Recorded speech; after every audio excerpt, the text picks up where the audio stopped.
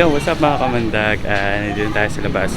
I-install na natin tong windshield na nabili natin from Indonesia. Nabili natin from Indonesia. So yan, kakabit na natin siya. Let's go.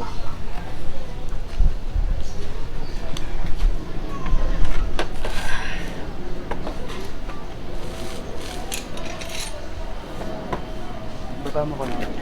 So yan o guys, unang-una siyempre tatanggalin nyo yung dalawang tornilyo dito sa ilalim. So yan, in this case natanggal ko na. So yan o, nakita nyo, wala na siya. So yan, wala na yung dalawang to. Yan, gagawa tayo ng way para may angat to, then tsaka natin ihilahin. Wala kayo ng hindi nakakagasgas na tela or kaya nung gagawin ko tissue para para maangat lang natin yung cover dito.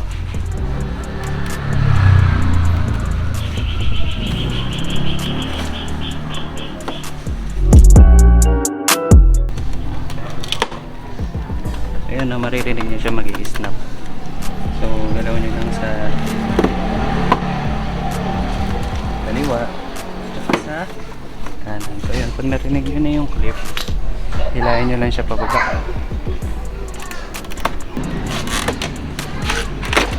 So yun, nahila na natin siya pababa. Meron ditong allen key, tapos isa ko alam kung ano to. Alam, may pambukas tayo. So yun na guys, ang sukat nung tornilyo dito is 10. So yung gamit tayo ng 6.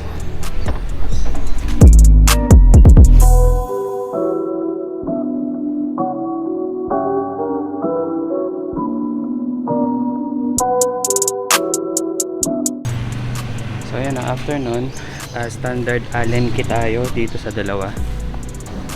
Actually maluwag lang naman siya, hindi siya ganun kasikipan. Kung mapapansin nyo pala, modified na yung windshield ko. So pares na pares lang naman siya ng standard na windshield ng PCX. Pinagkaiba lang is mataas lang to and smoke pa rin siya. So yan.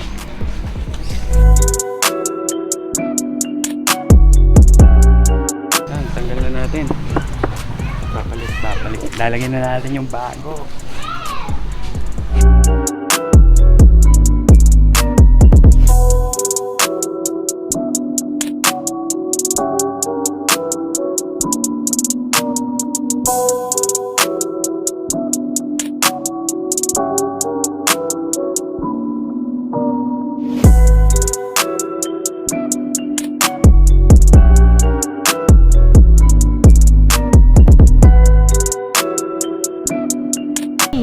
So yun na mga kamandag, na nakabit na natin yung dalawang tornilyo dito tsaka dalawang tornilyo dito.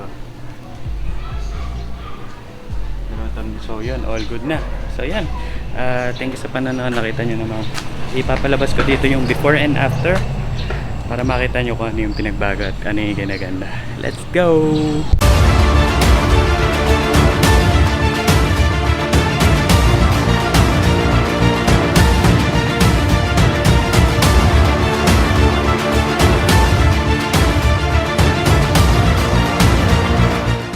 So yan, maraming salamat sa mga nanood. Huwag nyo kakalimutan mag-subscribe and share and like. I-share nyo sa mga naka-PCX dyan, baka gusto nila mag-upgrade. So yan, yung price is siguro PM nyo na lang ako or ask nyo na lang sa akin by personal message kasi iba-iba yung presyo na nagbebenta dito sa Pinas. So yan, nabili ko siya sa ibang bansa. So yan, ride safe and enjoy life. Bye-bye!